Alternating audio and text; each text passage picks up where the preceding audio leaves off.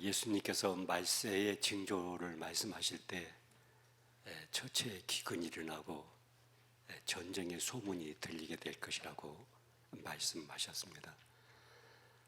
전 세계 정황들을 살펴볼 때 주님이 오시는 발자국 소리가 들려오는 것만 같습니다.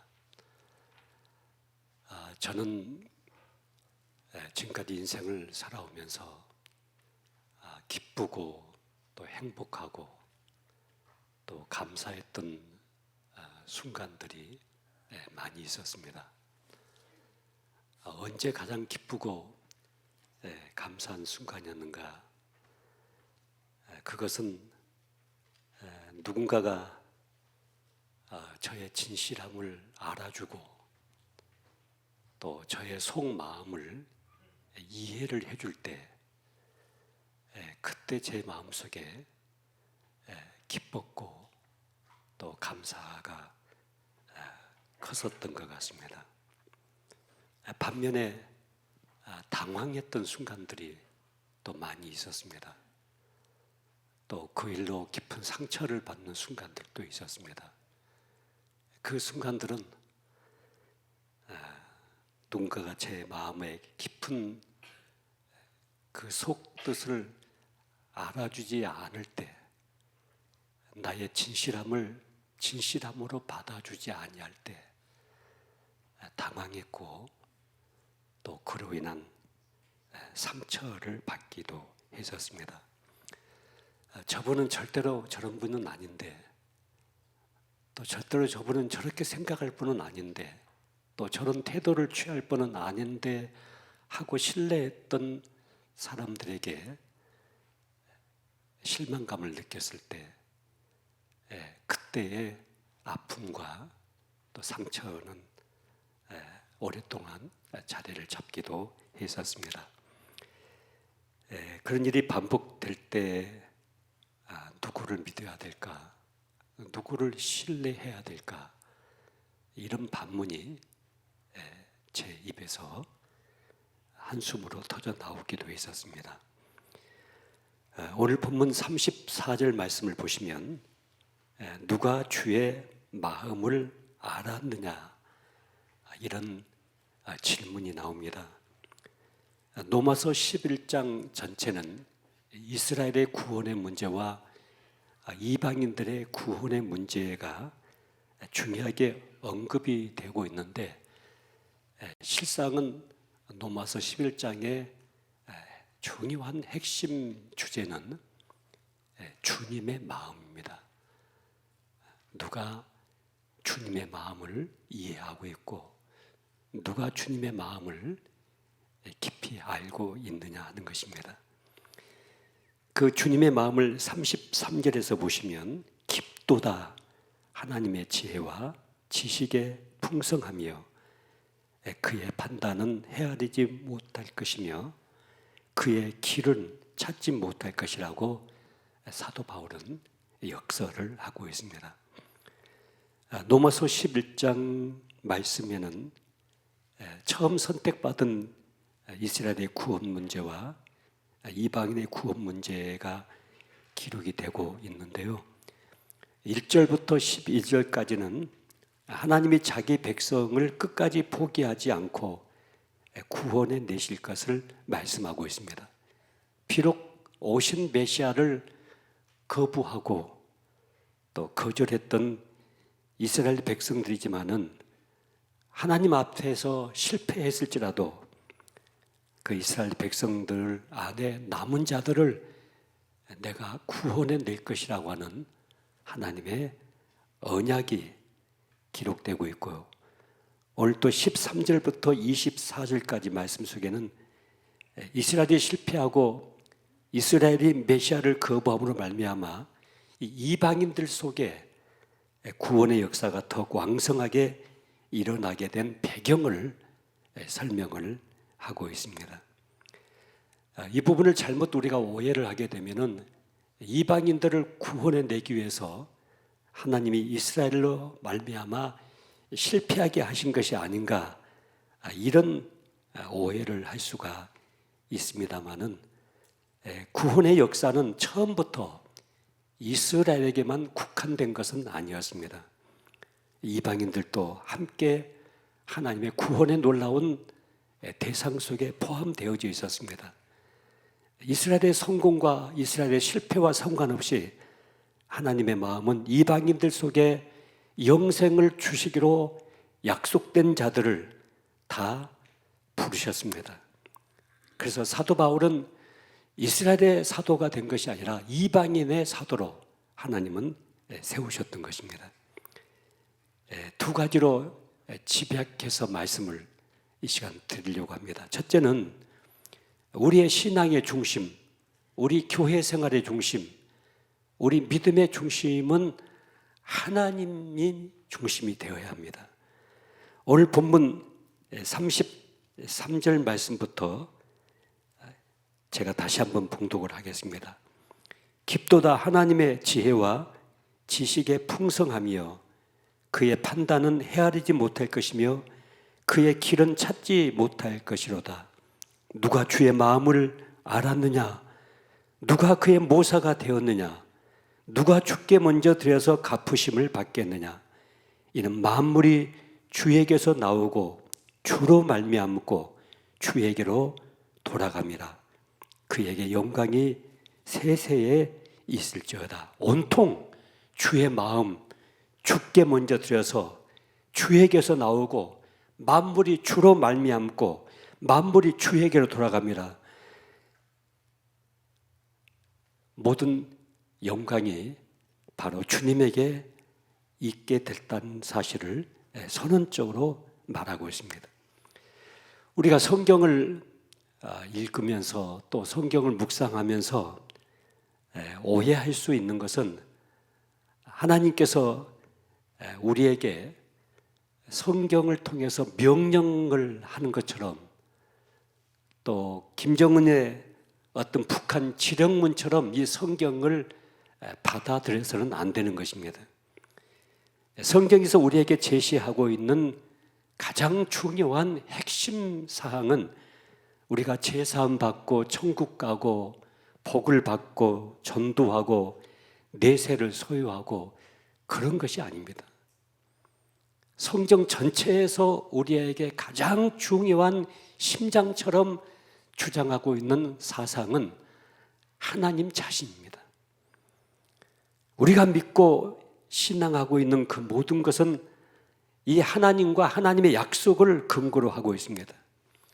여러분, 세상 종교는 자기 노력으로 자기 도덕과 윤리와 선행을 동원해서 복을 비는 종교입니다. 그러나 계시 종교인 기독교만은 하나님이 인간을 찾아오셔서 인간에게 구원을 베풀고 인간에게 복을 베푸는 그 하나님, 그분이 중심이 되어져 있습니다. 하나님이 만물을 만드셨습니다. 하나님이 있으라 하니 있고 하나님이 없으라 하면 없는 것입니다. 우리가 생명을 걸고 따라가야 될 진리는 우리가 하나님을 믿음으로 얻어지는 어떤 결과가 아니라 하나님 그분 자신입니다. 하나님 그분 자신을 우리가 붙잡아야 되고 하나님 그분의 마음을 알아야 되고 하나님 그분의 뜻을 따라야 되고 하나님 그분을 기쁘게 해야 되는 이 삶에 우리의 신앙생활에 초점이 있어야지 우리가 교회 생활하고 신앙생활함으로 구원받고 천국 가고 복받고 잘되고 평안하고 여기에 중심이 되어서는 안 된다고 하는 것입니다. 성경에서 우리에게 무엇을 하라, 무엇을 하지 말라 하는 것은 어떤 일을 이루기 위한 일반적인 요구가 아닙니다. 하나님은 그 요구를 통해서 하나님과 나와의 관계를 더 친밀한 관계로 만들어가고 그 하나님의 말씀을 순종하는 과정 속에서 우리는 하나님의 마음을 알고 더 하나님 앞에 더 가까이 나아가는 그 성숙된 삶을 위해서 우리에게 주어진 중요한 목적입니다. 그렇기 때문에 성경은 하나님의 명령서가 아니고 하나님의 지령서가 아니다고 하는 것입니다. 부모님들이 자녀들에게 공부해라, 게임 그만해라, 너 열심히 공부해야 된다, 잠 좀 그만 자고 공부해라, 이렇게 말씀하는 것은 그 자녀들로 하여금 점수를 몇 점 받아오게 하기 위한 목적이 아닙니다. 공부의 목적이 있는 것이 아닙니다. 그 자녀를 어느 수준까지 끌어올리려다 보니까, 어느 수준까지 성장시키려다 보니까 공부해야 된다, 게임 그만해야 된다, 이런 잔소리를 계속하게 되는 것입니다. 성경도 마찬가지입니다. 성경에서 우리에게 하나님이 요구하시는 것이 있고 하나님이 명령하시는 것이 있고 하나님이 우리에게 시키시는 일들이 있습니다. 거기에 목적이 있는 것이 아니고 그 하나님의 말씀 앞에 순종함으로 말미암아 하나님과 나와의 관계가 더 친밀해지고 더 하나님의 마음을 깊이 우리가 알고 이해하는 성숙된 자녀의 단계로 우리를 끌어올리기 위해서 하나님이 우리에게 내건 중요한 하나의 과제가 된다는 것입니다. 어떤 분은 성경을 보물지도처럼 생각하는 분이 계십니다. 내가 성경 말씀대로 따라가면은, 성경 말씀대로 행하면은 반드시 나에게 큰 보물, 큰 복이 다가오게 될 것이라고 생각하고 있습니다. 그러나 성경은 그렇게 목적이 아닙니다. 여러분, 천자문은요, 그 글자 한 글자 한 글자의 뜻을 가지고 있습니다. 천자문 전체가 중요한 목표를 이루어가는 것이 아니라 그냥 한 글자 한 글자의 뜻이 있습니다. 그러나 성경은 그렇지 않습니다. 성경 66권 1189장 모든 구구절절은 전체가 하나님에게 집중되어 있습니다. 이 말씀을 통해서 하나님께 더 가까이 가고, 이 비유를 통해서 하나님의 마음을 전하고, 이 하나님의 명령을 통해서 하나님과의 더 깊은 교제의 관계 속에 들어오게 만들고 하는 모든 것이 하나님에게 집중되어져 있습니다. 우리 몸의 모든 세포, 조직, 신경, 혈관 전체는 이 몸에 전부 다 연결되어져 있는 것처럼 성경 말씀 전체가 그렇습니다. 유일하게 이 말씀을 통해서, 이 비유를 통해서, 이 사건을 통해서, 이 역사를 통해서, 이 잠언서를 통해서, 이 시편을 통해서, 이 모든 말씀을 통해서 하나님에게 우리를 집중하게 만듭니다. 하나님의 마음을 알게 만듭니다. 하나님의 뜻을 이해하게 만듭니다. 그 하나님과 개인적인 친밀한 관계를 가질 수 있도록 우리를 더 성장시켜 가고 있습니다.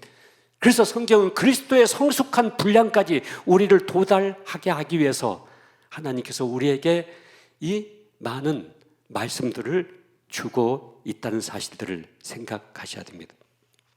우리가 교회 생활하고 신앙 생활하시면서 조심해야 될 것이 하나가 있습니다. 교회 와서 열심히 전도하고 봉사하고 주방일도 하고 교사도 하고 찬양대도 하고 열심히 하다가 하나님 놓쳐버리면 교회 생활은 꽝입니다. 물론 마르다처럼 우리가 주방에 가서도 봉사도 해야 되고 교회 청소도 해야 되고 전도도 나가야 되고 전도 특공대도 돼야 되고 우리가 제자 훈련도 해야 되고 내적 치유도 해야 되고 여러 가지도 해야 됩니다. 그러나 거기에 목적이 있는 것이 아닙니다. 하나님입니다. 하나님과 나와의 개인적인 친밀한 관계가 더 성숙되지 아니하는 모든 봉사, 모든 헌신은 성경은 불법이라고 말합니다. 그것은 우리의 신앙생활 속에 전혀 하나님이 의도하지 않는 방향으로 우리가 가고 있는 것입니다. 여러분, 열심히 달려가지고 기차를 타는 것은 굉장히 중요합니다. 그러나 방향성입니다. 내가 가고자 하는 방향으로 기차를 타야지, 아무리 열심히 달려가고 아무리 열심히 가서 기차를 탄다고 해서 우리 인생이 궁극적으로 하나님 원하시는 뜻을 이뤄갈 수가 없는 것입니다. 그래서 교회를 처음 나오셔서 교회를 등록하신 분들에게 제가 말씀을 드립니다. 저희 교회 처음 오셔서 등록하신 다음에 여러분, 교회에서 무슨 봉사하려고 하지 마시기 바랍니다. 무슨 일하려고 하지 마시기를 바랍니다. 그냥 예배에만 집중하십시오. 예배에 집중하시면서 나의 잃어버린 영성을 다시 회복하고 예배에 집중하면서 하나님과 나와의 관계를 더 성숙시키는 그 과정들이 여러분에게 먼저 있어야 됩니다. 그리고 나면은 그 다음에 이제 교회가 눈에 들어오기 시작합니다. 아, 저 찬양대 자리가 좀 비어있네. 내가 찬양대 가서 섬겨야 되겠다. 아, 저 교사, 주일학교 교사가 보니까 좀 부족한 것 같네. 내가 거기 가서 섬겨야 되겠다. 아, 저 주방 일을 좀 섬겨줘야 되겠다. 그리고 나서 봉사가 있고 그리고 나서 헌신이 있어야 되는데 우리가 잘못하면은 하나님을 놓쳐버리고 주님을 놓쳐버리고 마리아가 그 중요한 것을 선택했다고 주님 말씀하십니다. 마르다는 분주했습니다. 물론 예수님이 오시기 때문에 식사도 준비해야 되고 집안 청소도 해야 되고 그 모든 일이 다 필요했습니다. 그러나 마리아는 주님 발밑에 앉아가지고 주님의 눈빛을 바라보면서 그 주님과 나와의 개인적인 친밀한 관계에 더 우선순위를 두기 시작했습니다. 예수님께서 마리아를 칭찬하십니다. 중요한 한 가지를 마리아가 선택했다고 말씀하고 있습니다. 코란데오, 그분 앞에서 하나님 앞에서 봉사도 있고 그 하나님을 의식하면서 헌금도 드려야 되고 그 하나님을 의식하면서 우리가 섬기고 헌신하는 삶이 우리 안에 이루어져야 됩니다. 그분을 위하여 그분 안에서 그분과 함께 살아가는 이 신앙 중심이 여러분 안에 회복되시길 바랍니다. 이게 일어나야 됩니다. 두 번째로 하나님의 마음을 안다고 하는 것, 이 하나님을 믿는다고 하는 것이 어떤 관계에 있는가? 우리가 하나님 그분을 붙잡는다, 또 하나님을 믿는다고 하는 것은 다른 말로 한다면 하나님 마음을 아는 것입니다. 누군가를 이해한다고 하는 것은 그 상대방의 깊은 진실된 마음을 아는 것입니다. 우리가 하나님을 믿는다고 하는 것이 바로 하나님의 마음을 아는 것입니다. 기독교 신앙에서 가장 중요한 핵심되는 두 개의 문장이 있는데 그것은 첫째는 하나님을 아는 지식입니다. 두 번째는 그 하나님 말씀 앞에 순종하는 것입니다. 호세아서 6장 3절에 보시면 그러므로 우리가 여호와를 알자, 힘써 여호와를 알자라고 외치고 있습니다. 하나님이 무엇을 좋아하시는지, 하나님이 무엇을 기뻐하시는지, 하나님께서 왜 이런 일을 나에게 허락하셨는지, 하나님이 어떤 분이신지를 우리가 아는 것, 그것이 바로 하나님을 믿는 것입니다. 하나님께 순종한다고 하는 것은 권위적인 차원에서 우리가 하나님 말씀 아래에 있다는 사실을 고백하는 것이 바로 하나님께 순종하는 것입니다. 사무엘상 15장 22절을 보시면 순종이 제사보다 낫고 듣는 것이 순양의 기름보다 낫다 이렇게 말씀합니다. 하나님 말씀 앞에서 순종하는 것은 우리의 신앙생활의 최고의 덕목입니다. 우리가 하나님 말씀 앞에서 순종하지 않는 것은 궁극적으로 하나님의 권위보다도 나의 권위를 앞세우고 하나님의 주도권보다도 나의 주도권을 앞세울 때 우리는 하나님 앞에 불순종하는 이 삶을 살아갈 수밖에 없습니다. 우리가 오늘 이 주일날 교회 와서 우리가 하나님께 예배드리고 헌금하고 기도한다고 하는 것은 하나님의 절대적인 주권을 인정하고 선포하는 것입니다. 하나님만이 나의 주가 되십니다. 하나님이 내 생명의 근원이 되십니다. 하나님이 내 복의 온천이 되십니다. 하나님이 내 인생의 모든 것의 모든 것입니다. 그 사실을 선포하고 고백하는 장소가 어디입니까? 바로 이 예배하는 장소입니다. 이 예배입니다. 그래서 이 예배가 왜 그렇게 중요한지 코로나 3년을 보내오면서 어떤 분들에게는 예배가 상당히 소홀해진 분들이 계십니다. 내가 교회 안 가도 너 얼마든지 스마트폰 들고 예배 드릴 수도 있고 TV 앞에서도 예배 드릴 수 있다는 생각을 가질 수가 있습니다. 전에도 제가 말씀드렸습니다마는 여러분, 음식을 먹으면 살로 가야 됩니다. 그게 전부 다. 제가 나이를 먹다 보니까요, 젊었을 때 먹는 음식마다 전부 다 피가 되고 살이 되는데, 여러분, 나이를 먹어가지고 먹는 음식은 전부 다 피가 되고 살이 되는 것이 아닌 것 같아요. 보니까 제가 몸무게가 조금 빠져요. 보니까 음식은 먹는 것대로 그대로 제가 먹거든요. 근데 왜 몸무게가 이렇게 빠질까 보니까 이게 다 살로 안 가는구나. 피부 색깔도 좀 다르고요, 손톱 발톱 색깔도 좀 달라요. 보니까요, 젊었을 때는 굉장히 맑고 아주 핏기가 생생했는데 지금 보니까 그렇게 되지 않는 것 같아요. 먹는 음식이 피가 되고 살이 되면은 그게 이제 몸이 활성화가 되고 몸이 일어나고 막 부흥을 하는데, 여러분, 예배도 마찬가지예요. 예배를 드린 것이 정말 100% 다 하나님께 영광이 되고 그 모든 예배가 나에게 정말 기쁨이 되고 은혜가 돼야 되는데, 여러분, 집에서 핸드폰 들고 예배 드리는 것은요, 제가 볼 때 한 50% 정도밖에 그건 우리에게 예배를 통한 하나님의 계획이 성취되는 것이 아닌가 하는 생각을 갖습니다.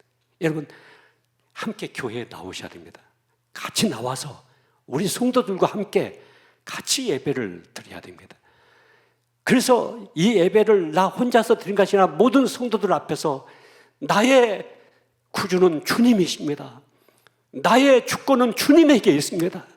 내 인생의 운명을 주님이 주장하고 계십니다 하는 것을 내 옆에 있는 모든 다른 성도들에게 함께 간증하고 함께 고백하면서 드려지는 것이 바로 이 예배가 되는 것입니다.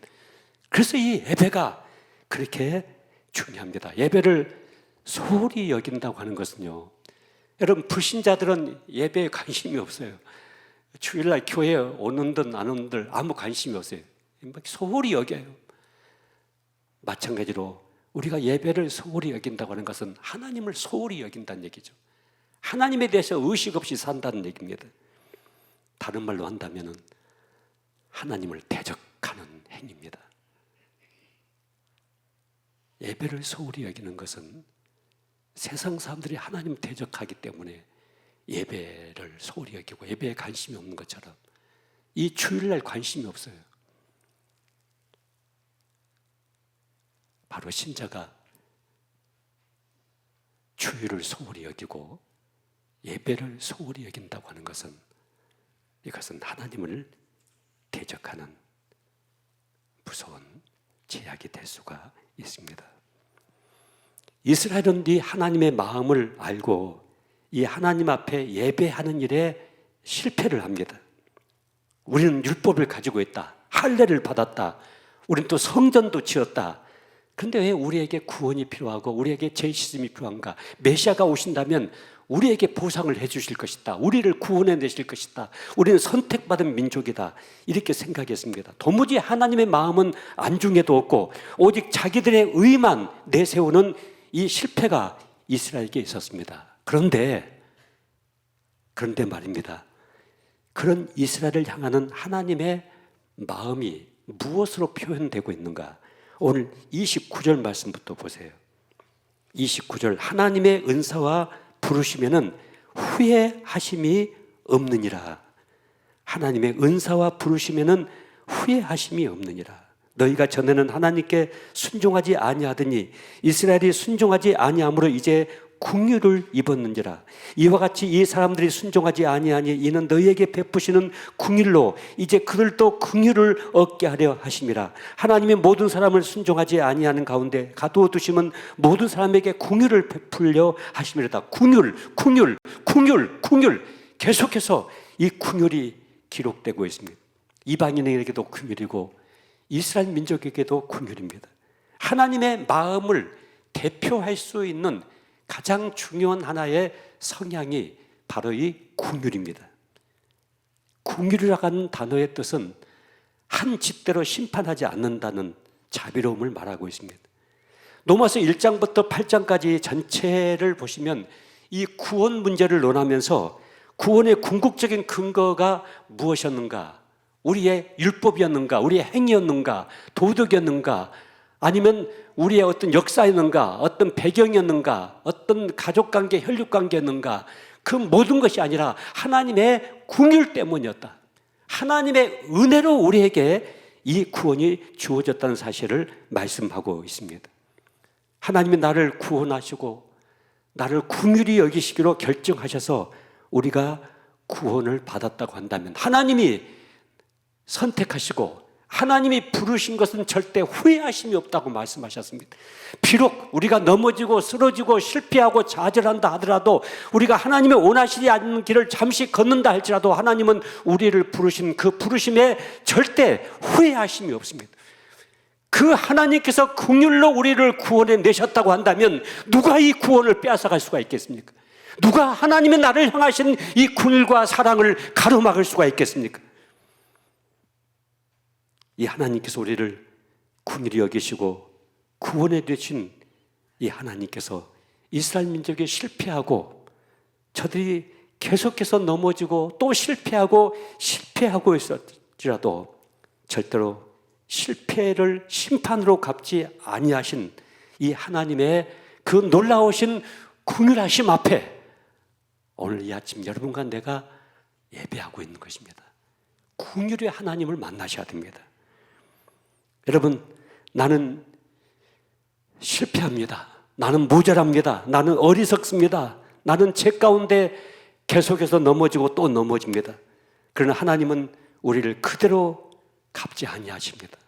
내가 넘어지고 또 넘어지고 실수하고 또 실수해도 하나님은 여전히 나를 향한 긍휼한 마음을 가지고 우리를 대하십니다. 우리가 어떤 처절한 자리에, 가장 절망적이고 가장 심각한 자리에서 있을지라도 하나님의 나를 향하신 이 긍휼하심, 돌아와 집을 떠난 탕자를 향해서 아버지가 날마다 집 앞에 언덕에 앉아가지고 탕자가 돌아오기만을 기다렸던 그 아버지의 심정을 가지고 우리가 돌아오기를 기다리고 또 기다리고 있습니다.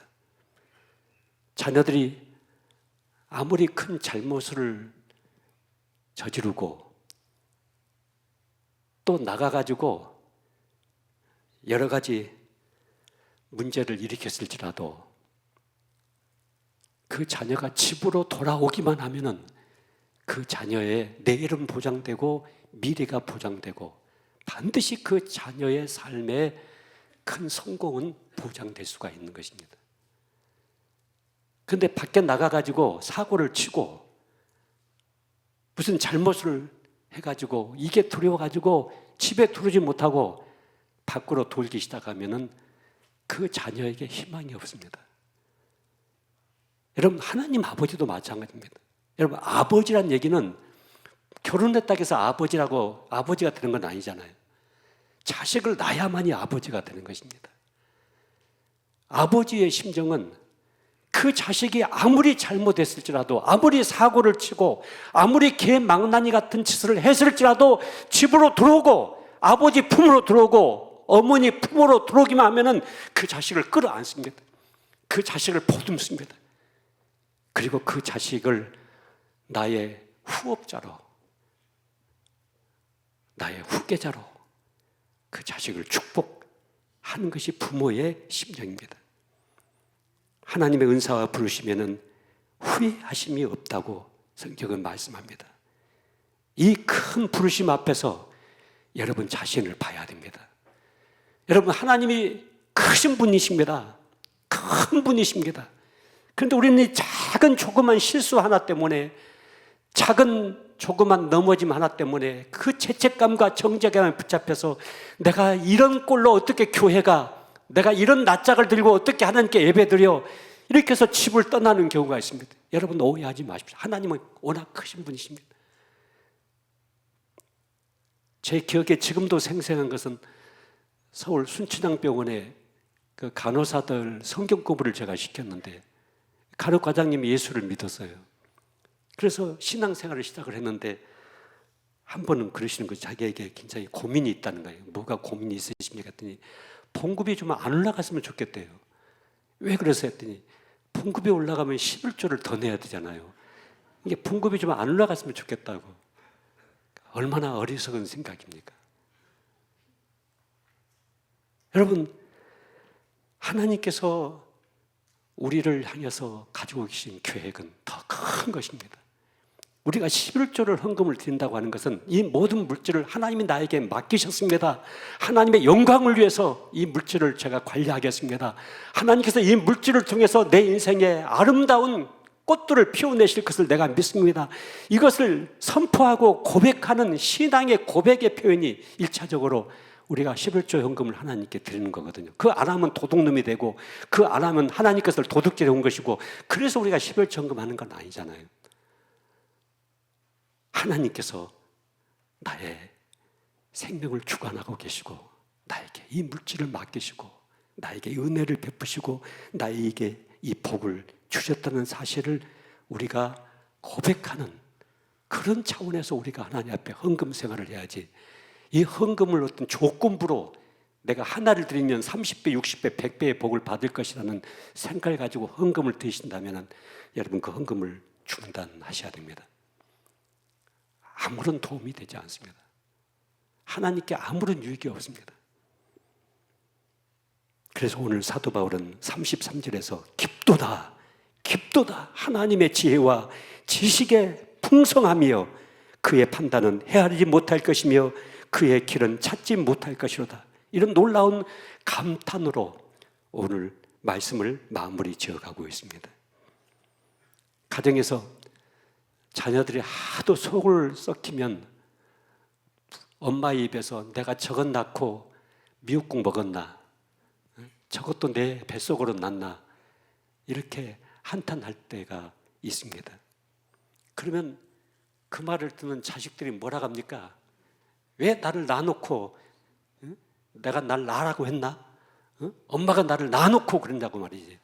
또 그런 식으로 대꾸를 합니다. 부모의 마음을 다 헤아리지 못하는 자식의 마음입니다.